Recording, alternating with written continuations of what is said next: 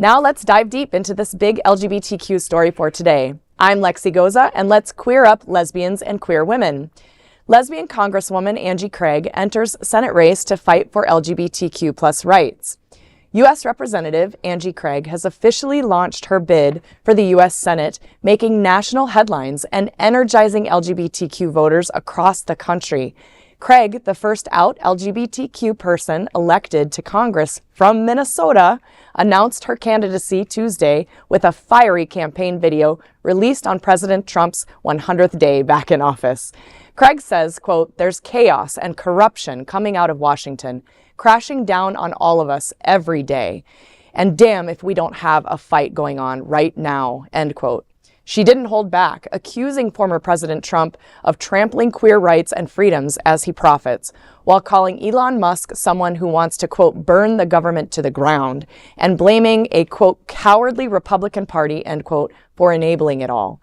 Craig's campaign quickly received a boost from Equality PAC, the national group focused on electing queer lawmakers.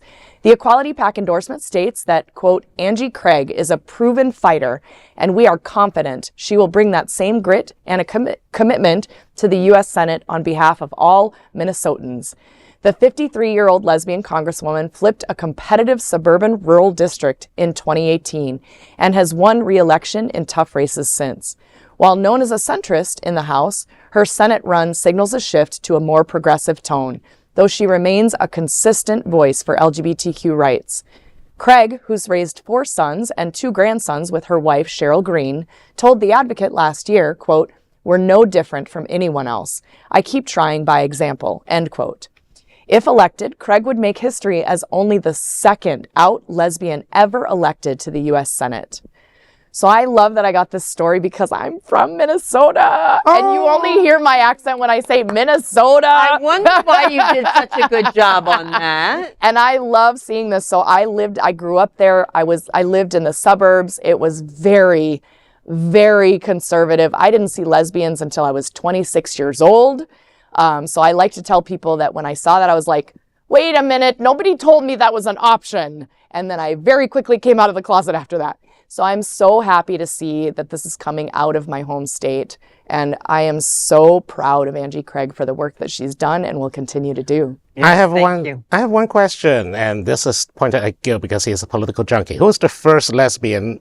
Tammy Baldwin from the neighboring state of Wisconsin. Yes. And 2026 is shaping up to be a good year for queer political candidates. With Jean Shaheen retiring in New Hampshire, you have Chris Pappas who's running for that Senate seat, Angie Craig. You are beginning to see, I think you're going to see a monumental moment for LGBTQ candidates, especially in the, times that we're in. You know, there was also another queer woman in the U.S. Senate, and I think Angie Craig reminds me the most of her.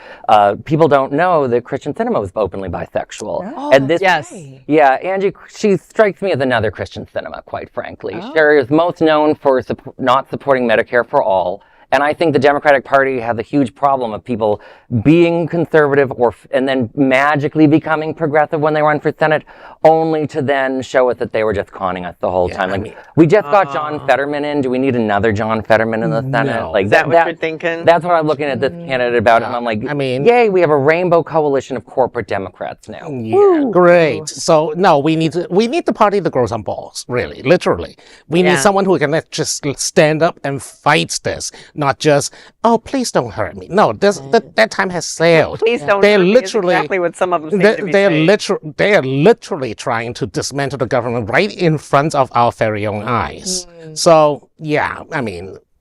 Yeah, people aren't willing to take risks. Okay, we won't go there. Yeah. That is a big LGBTQ story for today. There is no other queer nonprofit media platform like this in the entire world. Support our LGBTQ stories by subscribing and sharing Queer News Tonight.